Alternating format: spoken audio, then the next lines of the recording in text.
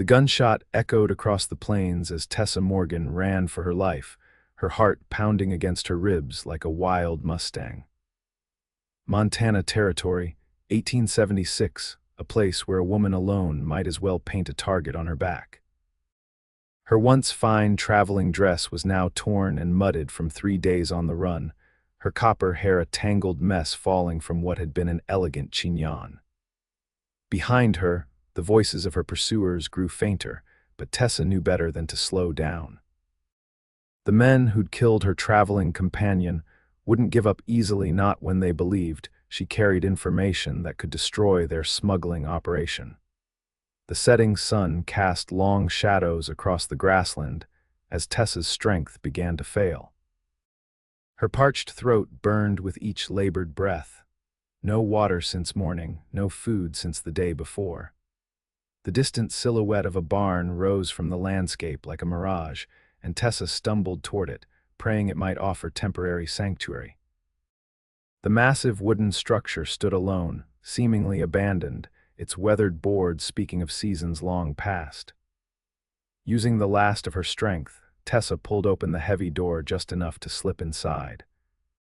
The musty scent of old hay and animal feed filled her nostrils as she collapsed onto her knees, finally allowing herself a moment to catch her breath. Just need to hide. Just for the night, she whispered to herself, crawling deeper into the shadows of the barn. The sound of approaching horses sent a jolt of terror through her body. Tessa scrambled behind stacked hay bales, pressing herself against the rough wooden wall. Through a crack between boards, she watched as 3 riders approached, not her pursuers, but men she didn't recognize. They wore dusty clothes, their faces hidden beneath the brims of their hats. She held her breath as they dismounted and entered the barn, caught some rustlers trying to make off with cattle from the north pasture, one man said. Sheriff's holding them till the judge comes through next week. Those the same ones causing trouble for the Mackenzie place? Another asked. Likely. Speaking of trouble, the boss wants this barn secured tight, says there's been strangers asking questions in town. Tessa's heart sank as she listened to their conversation. The men moved around the barn, checking doors and windows. When they finished, she heard the unmistakable sound of a heavy beam being dropped into place across the main doors. That ought to keep anyone out or in, one of them laughed as they departed. Tessa waited until the sounds of hoofbeats faded into the distance before emerging from her hiding place. She rushed to the doors, pushing with all her might, but they wouldn't budge. Panic rose in her throat as she moved frantically around the perimeter of the barn, checking every possible exit. Windows too small for escape, side doors equally secured. She was trapped. As night fell, the temperature dropped.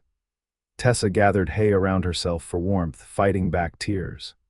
Her stomach cramped painfully with hunger, her lips cracked from dehydration. How long would it be before someone returned? Would her pursuers find her first?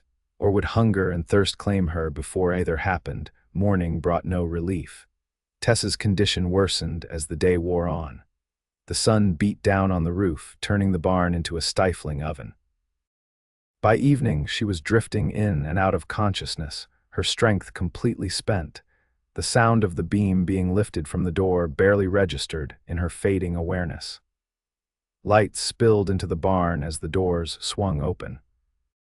Through blurred vision, Tessa made out the silhouette of a tall man against the setting sun.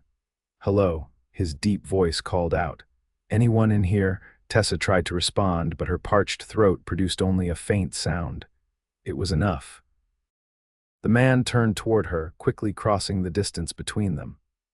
She felt strong hands gently lifting her, supporting her weight. "My God," he muttered, his voice tinged with concern. "How long have you been in here?" she managed to whisper. 2 days, before slumping against him. In one fluid motion, he swept her into his arms. As he carried her from the barn, Tessa caught her first clear glimpse of her rescuer. Tall and broad-shouldered, with a face weathered by sun and wind, yet handsome in its ruggedness. Dark hair fell over his forehead from beneath his hat, and his eyes, a startling shade of blue, regarded her with both concern and curiosity. "I'm Samuel Zimmer," he said as he placed her carefully on his horse. "You're safe now." He mounted behind her, one arm securely around her waist to keep her from falling. As they rode, Tessa drifted in and out of consciousness, aware only of the strength of the arm that held her and the steady rhythm of the horse beneath them. The journey seemed endless, but eventually they arrived at a modest ranch house. Samuel dismounted and carried her inside, placing her in a wooden chair at a simple kitchen table. He moved quickly, pouring water into a cup and holding it to her lips. "Small sips," he instructed, his voice gentle but firm. "Too much at once will make you sick." Tessa obeyed, fighting the urge to gulp the precious liquid. After she'd had enough to wet her throat, Samuel moved to the stove, where a pot bubbled with something that smelled divine. He filled a bowl with stew and placed it before her. "You'll eat at my table," he said, his blue eyes meeting hers, "and then you can tell me who locked you in my barn and why." "Your barn," Tessa managed, her voice still rough. Samuel nodded. "My ranch. I've been away for nearly a week, driving cattle to the railroad station at Fort Benton. Just got back tonight." He studied her face, his expression unreadable. "You're not from around here." It wasn't a question, but Tessa shook her head anyway. "I'm from Boston. I was traveling west when—" She faltered, unsure how much to reveal. "Eat first," Samuel said, filling his own bowl and sitting across from her. "Talk later." The stew was simple beef, potatoes, and carrots, but to Tessa, it was the finest meal she'd ever tasted. She ate slowly, savoring each bite, feeling strength return to her limbs with every mouthful. Samuel ate in silence, occasionally glancing at her with those penetrating blue eyes. When both had finished, he cleared the dishes and returned with a pot of coffee. As he poured 2 cups, Tessa gathered her courage. "My name is Tessa Morgan," she began. "I was traveling with a federal marshal when we were attacked 3 days ago. The marshal was killed, and I've been running ever since." Samuel's expression darkened. "What business did a Boston lady have with a federal marshal in Montana territory?" Tessa hesitated, weighing her options. This man had saved her life, but trust came at a high price in her experience. Still, she had little choice. "I was helping him gather evidence against a smuggling operation. They're moving stolen army weapons to sell to hostile tribes." She met his gaze steadily. "The marshal had documents that could identify the ringleader's men, who are respected citizens by day and criminals by night. And these documents, hidden," Tessa replied. "The marshal entrusted their location to me before he died." Samuel leaned back in his chair, studying her. "That's a dangerous secret for anyone to carry, especially a woman alone in these parts." "I didn't choose this responsibility," Tessa said with a flash of defiance. "But I won't abandon it either. Too many innocent people have died because of these weapons." For a long moment, Samuel said nothing. Then he stood, taking a rifle from its place by the door. "You need rest," he said finally. "There's a spare room down the hall. I'll keep watch tonight. Tomorrow we'll figure out what to do." Tessa rose shakily to her feet. "Why are you helping me? You don't know me." A faint smile touched Samuel's lips. "My mother taught me never to turn away someone in need. Besides," he added, "I've never much cared for smugglers and murderers." That night, Tessa slept in a real bed for the first time in days, her exhausted body surrendering to deep slumber despite her troubled mind. She awoke to sunlight streaming through curtained windows and the smell of coffee and bacon. When she emerged from the bedroom, wearing the same dirty traveling dress, Samuel was at the stove. He turned at her approach, his eyes taking in her appearance. "There's water heated for washing," he said, gesturing to a door. "And I've put some clothes on a chair in there. They belonged to my sister before she married and moved to Oregon. Might be a bit large, but they're clean."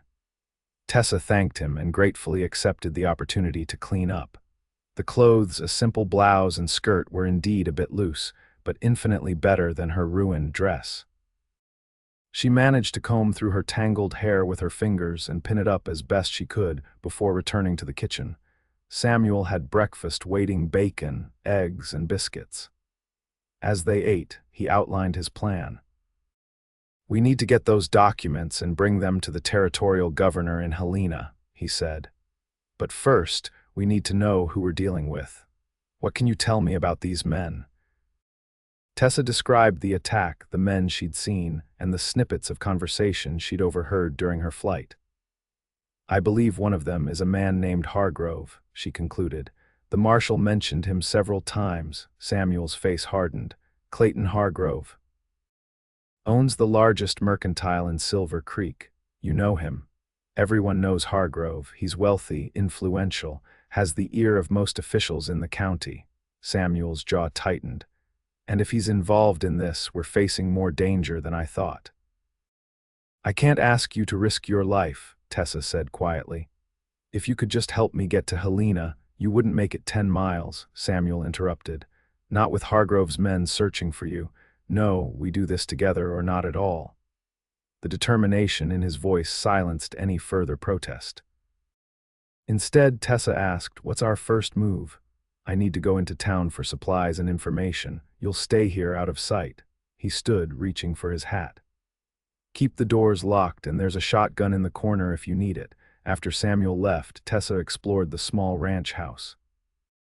It was simple but well maintained, with a few touches that spoke of a woman's hand curtains at the windows, a patchwork quilt on Samuel's bed, a shelf of books in the sitting room. She wondered about his life, this solitary rancher who'd taken in a stranger without hesitation. The sound of approaching horses sent her scrambling for the shotgun. Peering cautiously through the window, she saw 3 riders approaching, not Samuel. Her heart raced as she recognized one of them as a man who'd been with her pursuers. They'd found her. Tessa positioned herself by the window, shotgun ready. The men dismounted and approached the house, moving with the confidence of those who expected no resistance. "Hello, the house," one called. "Zimmer, you in there?" Tessa remained silent, her finger on the trigger.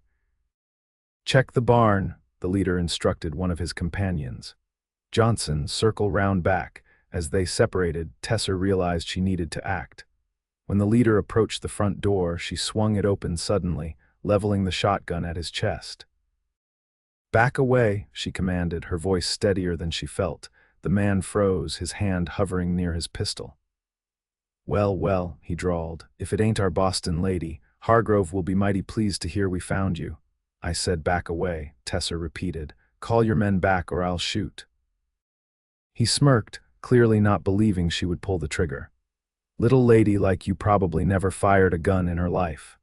Tessa adjusted her aim slightly and fired, the shot kicking up dirt just inches from his boot. The man jumped back, his smug expression replaced by one of shock.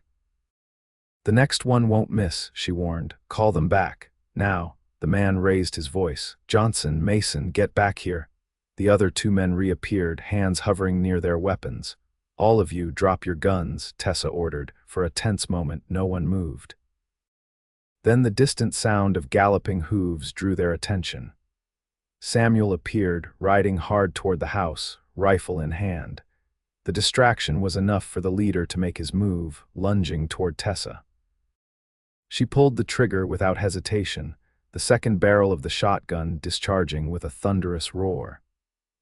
The man screamed as the shot tore through his shoulder, dropping him to his knees. Samuel arrived in a cloud of dust, his rifle trained on the other 2 men. "Drop them," he commanded, his voice like steel. The men complied, letting their weapons fall to the ground. "Now," Samuel said, dismounting but keeping his rifle steady, "you're going to take your friend there and ride back to Hargrove. Tell him Samuel Zimmer knows what he's been up to, and the next time he sends men to my ranch, they won't be riding back at all." The men hoisted their wounded companion onto his horse and departed, casting venomous glances back at Samuel and Tessa. "Are you hurt?" Samuel asked as soon as they were gone, his eyes quickly scanning her for injuries. Tessa shook her head, suddenly aware she was trembling. "I've never shot anyone before." Samuel gently took the shotgun from her hands. "You did what you had to do, and you probably saved both our lives." He led her inside, where she sank into a chair, the reality of what had just happened washing over her. "They know I'm here now," she said. "They'll be back with more men." Yes, Samuel agreed, which means we need to move fast. The documents, where are they hidden? In a hollow tree near where the marshal was killed, about 10 miles east of here. Samuel nodded. We'll go tonight, under cover of darkness. For now, help me prepare. We may need to leave this place for a while after we recover those papers. They spent the afternoon in preparation, gathering supplies, loading extra ammunition, planning their route. As they worked side by side, Tessa found herself studying Samuel when he wasn't looking. Despite the gravity of their situation, she couldn't help noticing the grace with which he moved, the quiet confidence in his actions. There was something compelling about this man who'd taken on her dangerous cause without hesitation. As dusk approached, they ate a hurried meal before saddling the horses. Samuel provided Tessa with men's clothing for riding: pants, a shirt, and a coat that would help her blend into the darkness. Her hair was tucked up under a hat, completing the disguise. "Stay close to me," Samuel instructed as they mounted. "If anything happens, ride hard for Helena. Don't stop for anything." Tessa nodded, though she had no intention of abandoning him if trouble came. They rode out as the last light faded from the sky, keeping to less traveled paths, moving as quietly as possible through the growing darkness. The night was clear. Stars scattered across the vast Montana sky like diamonds on black velvet. Under different circumstances, Tessa might have found it beautiful. Now, she could only think of the danger that might be lurking in the shadows. After nearly 2 hours of riding, they approached the place where Marshal Collins had fallen. Tessa felt a pang of grief as they dismounted near the spot. "The tree is there," she whispered, pointing to a massive cottonwood standing alone near the creek bank. Samuel tied their horses to a nearby bush and followed her to the tree. Tessa knelt, feeling around the base until her fingers found the opening, a natural hollow formed by age and weather. Reaching inside, she withdrew a small oilskin packet. "This is it," she said, standing and passing it to Samuel. Everything the marshal gathered: names, dates, locations. Samuel tucked the packet inside his coat. "Let's go. I don't like being out in the open like this." They had just reached their horses when the sound of approaching riders reached their ears. Samuel cursed under his breath, helping Tessa quickly into the saddle. "Ride for the ridge," he whispered, pointing to a dark line of hills to the north. "I'll be right behind you." Tessa urged her horse forward, hearing Samuel mount behind her. They rode hard, but the sounds of pursuit grew louder. A shot rang out, then another, bullets whizzing past them into the darkness. "Keep going," Samuel shouted, turning in his saddle to return fire. The ridge loomed closer, its rocky slope offering potential cover. Tessa's horse scrambled up the incline, loose stones clattering beneath its hooves. Behind her, she heard Samuel cry out, followed by the sound of a body hitting the ground. Reining her horse around, Tessa saw Samuel sprawled on the hillside, his horse continuing up the slope without him. Without hesitation, she rode back down toward him, ignoring the danger. "Samuel," she called, reaching his side and dismounting in one fluid motion. He was conscious, grimacing in pain, a dark stain spreading across his left thigh. "Go," he urged her. "Take the papers and go." "Not without you," Tessa insisted, helping him to his feet. His weight nearly toppled her, but she managed to support him to her horse. With tremendous effort, she helped him mount, then climbed up behind him. Their pursuers were close now, shouts and the thunder of hooves filling the night air. Tessa kicked her horse into motion, one arm wrapped around Samuel's waist to keep him in the saddle. They crested the ridge just as more bullets flew past them. On the other side of the ridge lay a dense forest. Tessa guided the horse into the trees, hoping the darkness and underbrush would hide their trail. Behind them, the sounds of pursuit grew fainter as their hunters struggled with the difficult terrain. When she judged they'd put enough distance between themselves and their pursuers, Tessa halted the horse in a small clearing. Samuel was slumped forward, his breathing labored. "I need to look at your wound," she said, helping him dismount and easing him to the ground against a tree trunk. In the faint moonlight filtering through the branches, she examined the bullet hole in his thigh.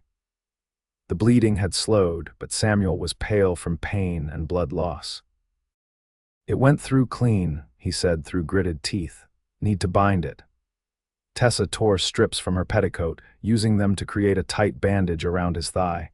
As she worked, her fingers gentle but firm, Samuel watched her face. "You're handy in a crisis," he observed, his voice strained but steady. Not many Boston ladies would know how to handle a shotgun and dress a bullet wound. A ghost of a smile touched Tessa's lips. "I'm not your typical Boston lady. My father was a doctor. He taught me about wounds and healing before he died. And the shotgun, that was the marshal's doing. He insisted I learn to defend myself." She finished tying the bandage and sat back on her heels. "We need to find better shelter. You need rest, and it's going to be a cold night." Samuel nodded toward the north. "There's an old trapper's cabin about 2 miles that way. Used it myself a time or two during hunting season." With great effort, they remounted, Samuel in front again with Tessa supporting him from behind. They moved slowly through the forest, every jolt causing Samuel to tense with pain. Tessa found herself acutely aware of his body against hers, the breadth of his shoulders, the strength still evident despite his injury. The cabin, when they reached it, was little more than a one-room shack, but it offered solid walls and a roof. Inside, Tessa found an old stove, some basic supplies left by previous occupants, and a narrow cot. She helped Samuel to the cot, then set about making a fire in the stove. "There's a stream nearby," Samuel said, watching her work. "Water would be good if you can manage it." Tessa found a bucket by the door and ventured out to the stream Samuel had mentioned. The night was silent except for the gentle gurgle of water over rocks and the occasional hoot of an owl. As she filled the bucket, she glanced nervously over her shoulder, half expecting to see their pursuers emerging from the darkness. But the forest remained quiet. Back in the cabin, she helped Samuel drink, then used some of the water to clean his wound more thoroughly. He bore her ministrations stoically, only the occasional sharp intake of breath betraying his pain. "Thank you," he said when she had finished, his blue eyes holding hers. "You could have left me back there, should have, probably." Tessa shook her head. "I couldn't do that. Why not?" His question was soft, curious rather than challenging. She looked away, busying herself with arranging their meager supplies, because it wouldn't have been right, and because... She hesitated, then met his gaze again. "Because I believe you're a good man, Samuel Zimmer."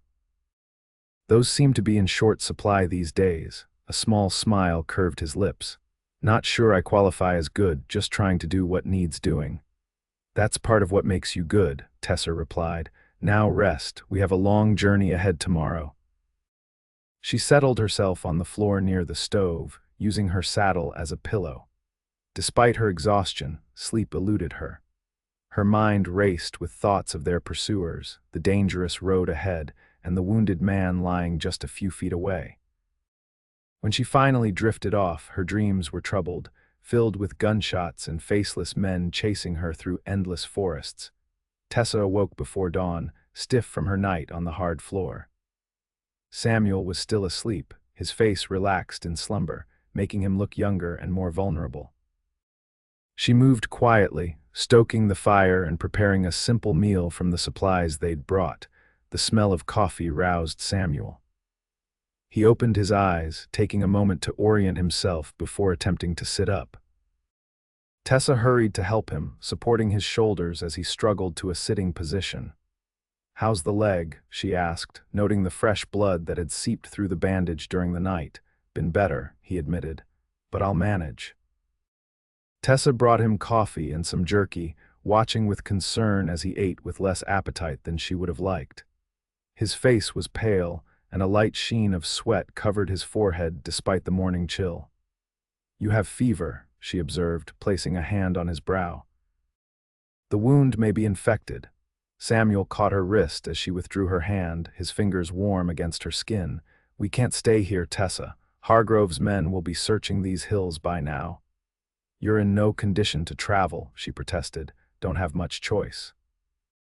He released her wrist and attempted to stand, grimacing as he put weight on his injured leg.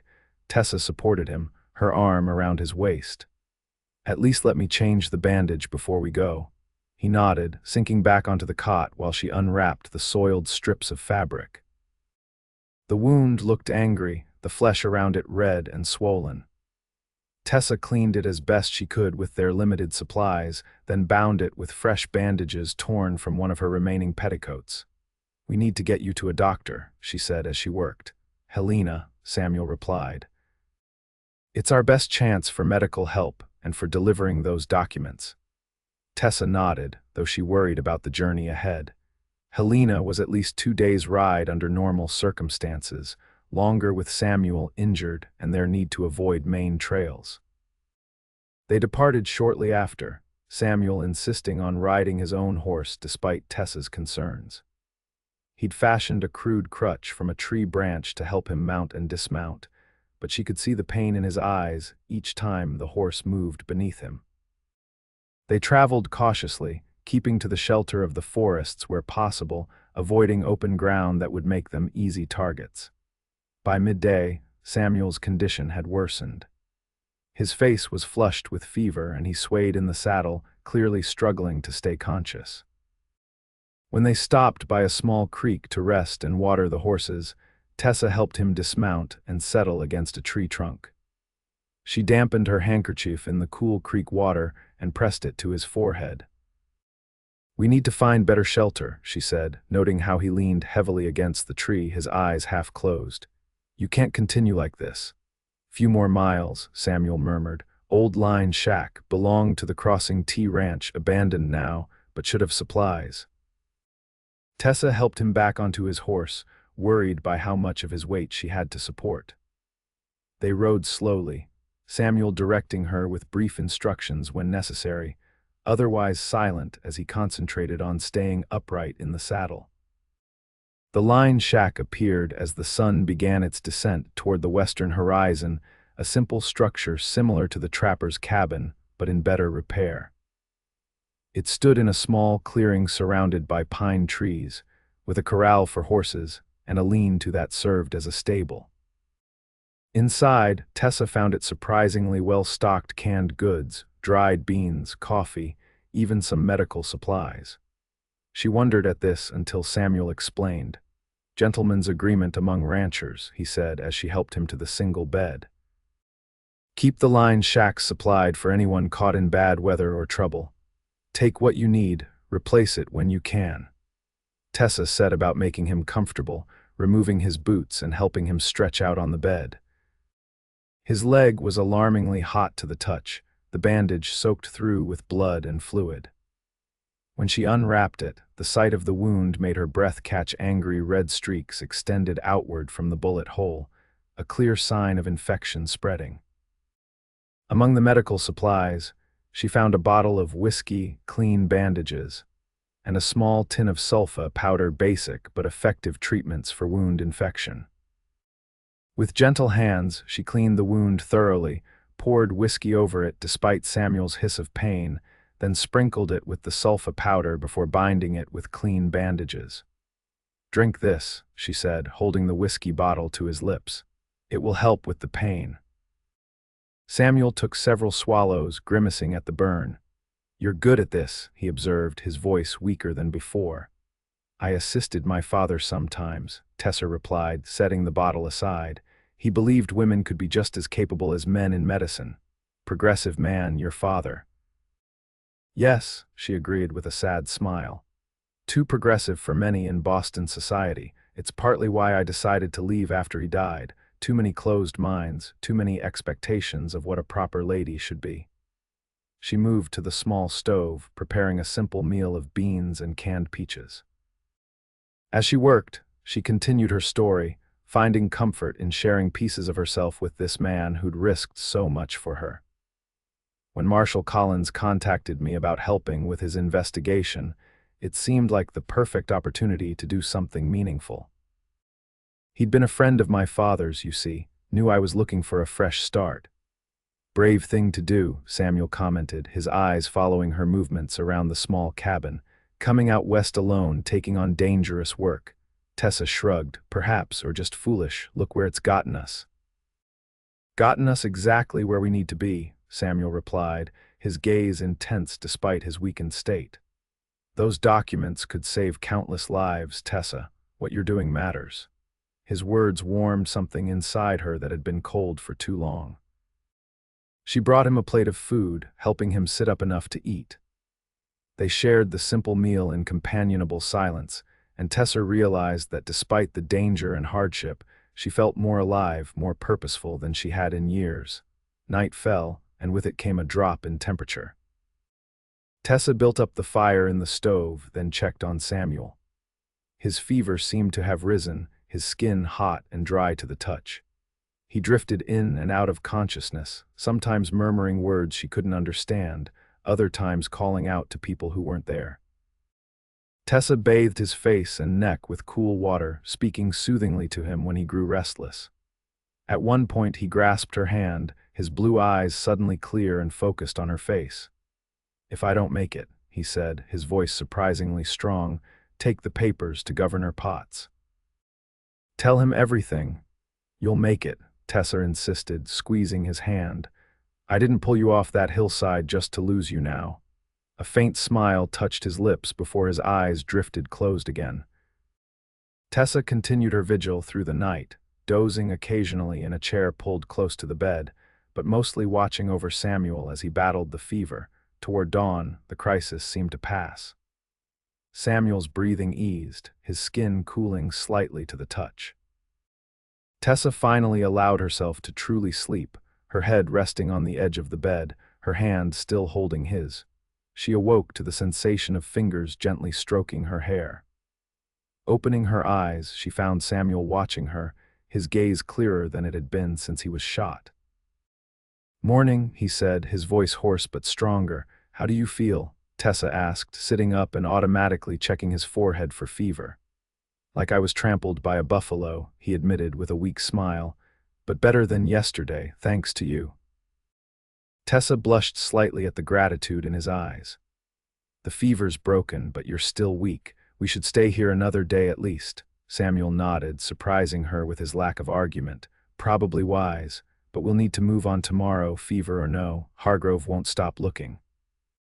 They spent the day quietly, Tessa tending to Samuel's wound, which looked less angry than before, and preparing simple meals from the cabin's supplies. Samuel slept much of the time, his body demanding rest to heal.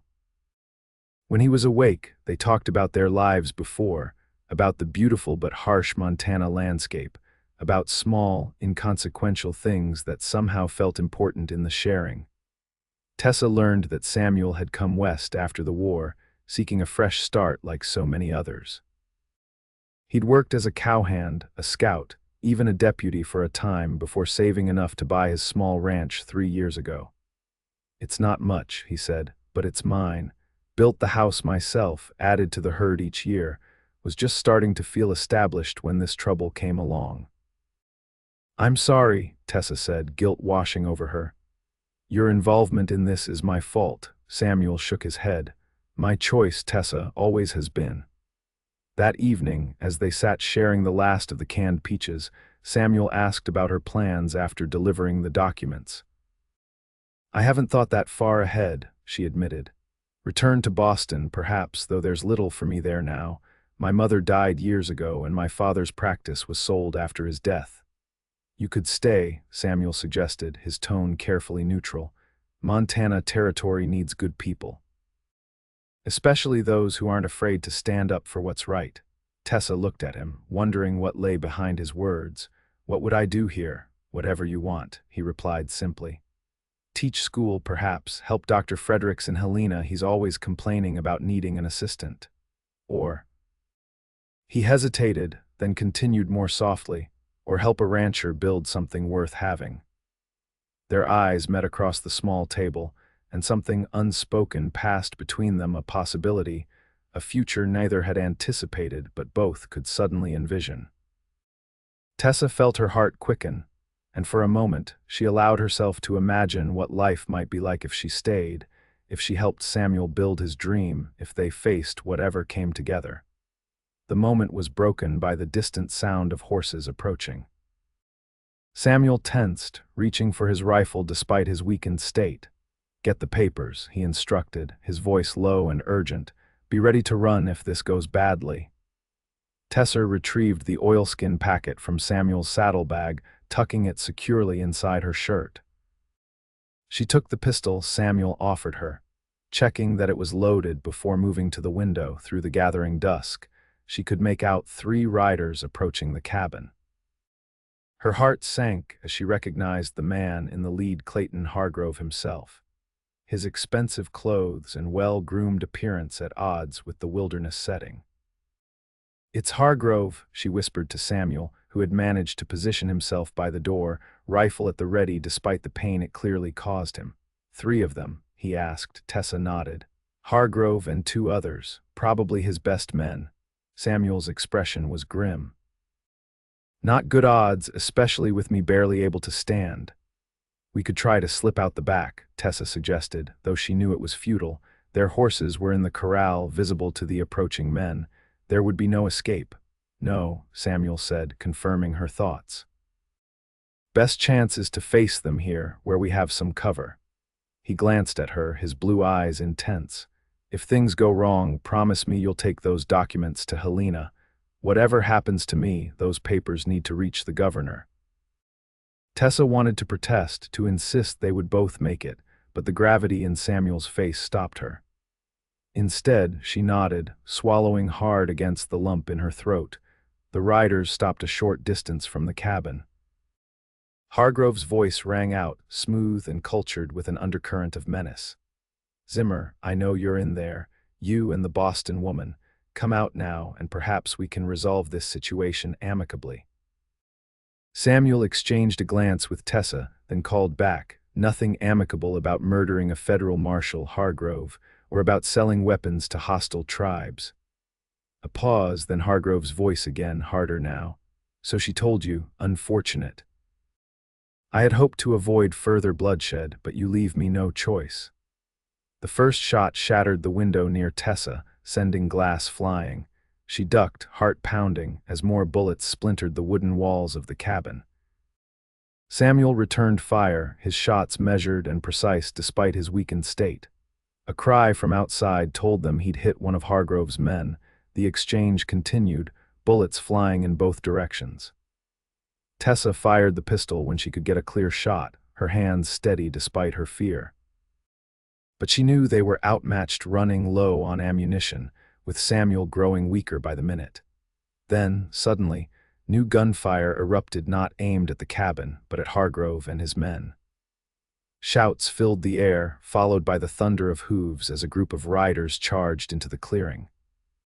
"U.S. Marshals," a voice bellowed.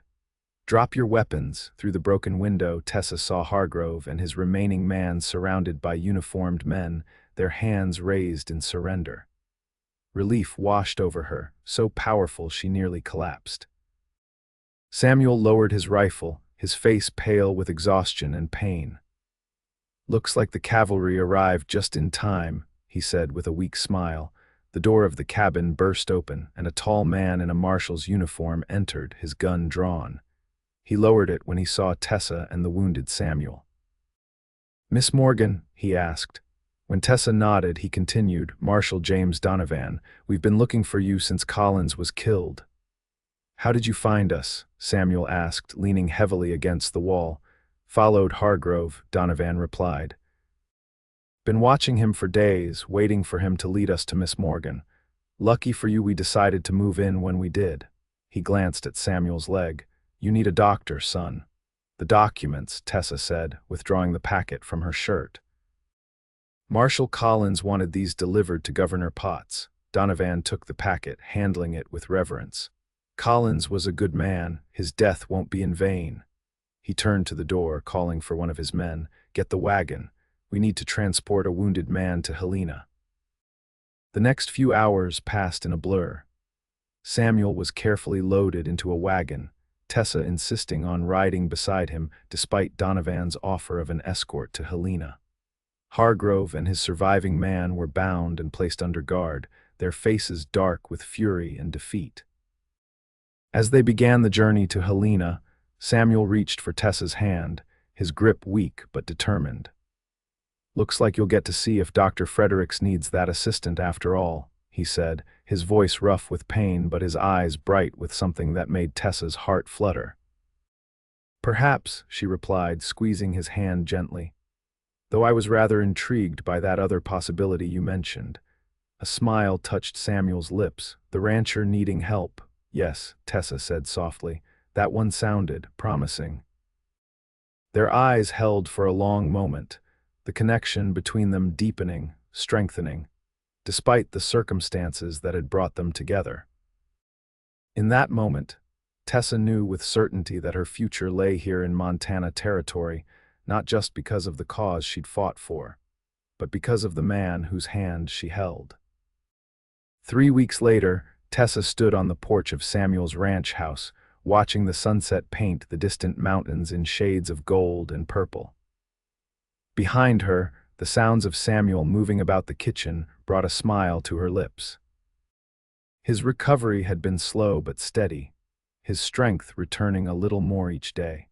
Clayton Hargrove and his associates now sat in the territorial prison awaiting trial, their operations dismantled, their weapons cache seized. The tribes they'd been arming had returned to more peaceful negotiations with the government, the immediate threat of warfare averted.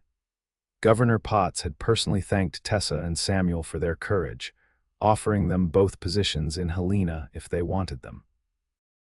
But they had declined, preferring to return to the small ranch that already felt like home to Tessa. The door opened behind her, and Samuel's arms encircled her waist, drawing her back against his chest. She leaned into him, savoring his warmth, the solid strength of him. "Dinner's ready," he murmured, his breath warm against her ear. "It smells wonderful," she replied, turning in his arms to face him. The weeks of recovery had restored his vigor, the color back in his face, the brightness in his blue eyes. Samuel studied her face, one hand coming up to tuck a strand of copper hair behind her ear. "Any regrets?" he asked softly. "About staying," Tessa shook her head. "None. Boston seems like another life now. And this life, is it enough for you?" There was a vulnerability in his question that touched her deeply. "More than enough," she assured him, rising on tiptoe to press a gentle kiss to his lips. "Everything I could want is right here." Samuel's arms tightened around her, his kiss deepening, filled with promise and passion that still took her breath away. When they finally parted, he rested his forehead against hers, his voice husky as he spoke. "I love you, Tessa Morgan. Have since the moment you faced down those men with my shotgun, maybe even before that when I found you in that barn, too stubborn to give up despite everything." "I love you too," she whispered, the words coming easily, naturally. "Though I think it was when you said you'll eat at my table that I started falling. No one had shown me such simple kindness in a very long time." Samuel smiled, the expression transforming his rugged features. "Well, your place at my table is permanent now, and so is your place in my heart." Hand in hand, they went inside to share the meal Samuel had prepared. The small house felt different now, warmer, more vibrant with Tessa's presence. She'd added her own touches in the weeks since their return: new curtains, wildflowers in jars on the windowsills, books arranged on the shelves. As they ate, they discussed plans for the future, expanding the herd, possibly adding onto the house, Tessa's idea to start a small garden come spring. Simple dreams, perhaps, but precious to them both after the danger they'd faced. Later, as they sat before the fire, Samuel took Tessa's hand, his expression suddenly serious. "There's something I've been wanting to ask you," he began, his thumb tracing patterns on her palm. "I know it hasn't been long, and maybe it's too soon, but—" He hesitated, then reached into his pocket, withdrawing a small circle of polished silver. "This was my mother's ring, nothing fancy, but it was precious to her. She gave it to me before she died, told me to give it to the woman who would stand beside me through whatever life brought." Tessa's breath caught as Samuel slid from his chair to one knee before her, the ring held between his fingers. "Tessa Morgan, would you do me the honor of becoming my wife? Share my name, my home, my life?" Tears filled Tessa's eyes as she nodded, unable to speak for a moment. "Yes," she finally managed, her voice thick with emotion. "Yes, Samuel, I will." He slipped the ring onto her finger where it fit as though made for her. Then he rose, pulling her to her feet and into his arms, his kiss a seal on their promise to each other. That night, as they lay together beneath the patchwork quilt, Tessa thought about the strange path that had led her here from Boston society to a barn in Montana territory, from fear and loneliness to love and belonging. She thought of Marshal Collins, whose sacrifice had made this possible, and sent a silent prayer of gratitude into the night. Beside her, Samuel slept peacefully, his arm draped protectively across her waist, even in slumber. Outside, the Montana wind sang through the pines, a lullaby for their new beginning. Tessa closed her eyes, content in the knowledge that tomorrow, and all the tomorrows after, she would wake beside this man, in this home they were building together. They were married 2 months later in a simple ceremony at the small church in Silver Creek. Marshal Donovan stood as Samuel's best man, while the doctor's wife from Helena stood with Tessa. The entire community turned out for the celebration afterward, curious about the Eastern woman who had helped bring down Clayton Hargrove and won the heart of one of their own. Samuel had worried that small-town life might be too quiet after their adventure, but Tessa thrived in Silver Creek. She began assisting the local doctor 1 day a week, putting her knowledge to use for the community. She also started a small school in their home during the winter months, teaching the children from neighboring ranches when travel to town became difficult. Their ranch prospered under their combined efforts. Samuel's cattle herd grew, and Tessa's garden flourished. They added 2 rooms to the house that first year, a larger kitchen and a small study filled with books that became Tessa's special domain. In the spring of their 2nd year of marriage, as wildflowers carpeted the meadows surrounding their home, Tessa shared the news that their family would grow by one come winter. The joy in Samuel's eyes when she told him remained one of her most treasured memories, pure love and wonder, followed by a protective tenderness that made her fall in love with him all over again. Their daughter, Elizabeth, was born during the first snowfall of December, a strong, healthy child with her father's blue eyes and her mother's copper hair. Samuel paced the floor with her for hours that first night, whispering promises and dreams to the tiny bundle in his arms while Tessa watched, her heart so full she thought it might burst. As Elizabeth grew, so did their ranch and their place in the community. Samuel was elected to the town council, his straightforward honesty earning him respect from even those who had once looked askance at his involvement in the Hargrove affair. Tessa's medical knowledge and teaching made her equally valued, particularly among the women of Silver Creek, who found in her a friend who neither judged nor gossiped. They never forgot the danger that had brought them together. Each year on the anniversary of Marshal Collins' death, they rode to the spot where he had fallen and left wildflowers in his memory. They taught Elizabeth, and later their son James, about courage and standing up for what was right, even when it was difficult or dangerous. On the 5th anniversary of their marriage, as they sat on their porch watching the sunset, Samuel turned to Tessa with a thoughtful expression. "Do you ever wonder what might have happened if I hadn't gone to check the barn that night?" he asked. "If our paths had never crossed?" Tessa considered the question, her hand finding his as naturally as breathing. "Sometimes," she admitted. "But then I look at our children, our home, the life we've built, and I can't imagine any other path. It's as though everything that came before was leading us to that moment, you opening the barn door, me looking up to see you standing there." Samuel's fingers tightened around hers. "Best thing I ever did, going to that barn, finding you, even with all the trouble that followed." Tessa teased gently. "Especially with all the trouble," Samuel replied, his eyes warm as they held hers. "It showed me right away what you were made of. Not many women or men, for that matter, would have faced down what we did with such courage." Tessa leaned against his shoulder, watching as the last rays of sunlight gilded the distant mountains. I think perhaps we brought out the best in each other from the start. And continue to do so, Samuel agreed, pressing a kiss to her temple.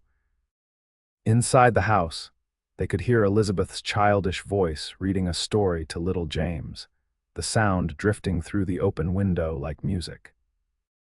Their home was filled with books, now histories, novels, poetry, scientific texts feeding the curiosity that both Samuel and Tessa encouraged in their children. Life in Montana Territory remained challenging at times. Harsh winters, occasional drought, the isolation of ranch life all tested their resilience. But they faced each challenge together, their bond only strengthening with each obstacle overcome. They never returned to Boston, though Tessa maintained correspondence with a few old friends. Montana was home now, its vast skies and rugged beauty as much a part of her as the Massachusetts shores had once been. She had found freedom here and purpose, and a love deeper than any she had dreamed possible. 10 years after that fateful night in the barn, Tessa stood in the doorway of their home, larger now, with a proper garden and a white fence around the yard, watching Samuel teach James to ride his new pony. Elizabeth sat nearby, sketching the scene with the artistic talent she'd inherited from her mother's side. The ranch had grown into one of the most prosperous in the county, a testament to Samuel's hard work and Tessa's capable management. Their children were growing strong and kind, with their father's integrity and their mother's intelligence. Samuel looked up, catching Tessa's eye across the yard. The smile they shared held a decade of memories, moments of joy and sorrow, triumph and struggle, all woven together into the tapestry of their shared life.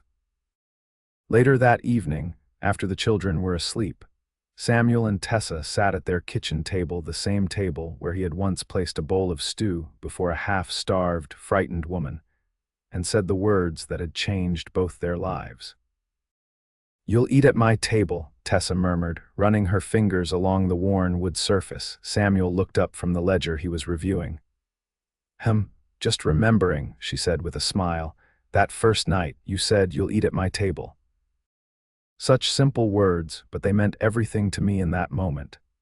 Samuel reached across the table, taking her hand in his. The years had added lines to his face, a touch of silver at his temples, but his eyes were as blue and clear as the day they'd met.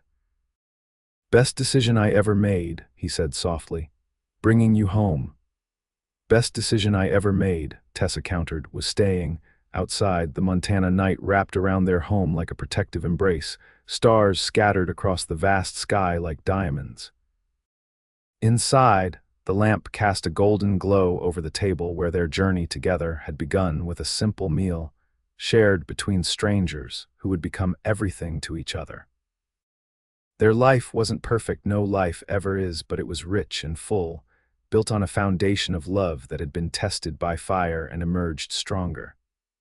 From desperate beginnings in an abandoned barn had grown a home, a family, a legacy that would endure long after they were gone. And it had all started with those 7 simple words: "You'll eat at my table." Words that had offered sustenance to a starving woman, and in doing so, had fed 2 hungry souls with the promise of belonging, of home, of love that would last a lifetime and beyond.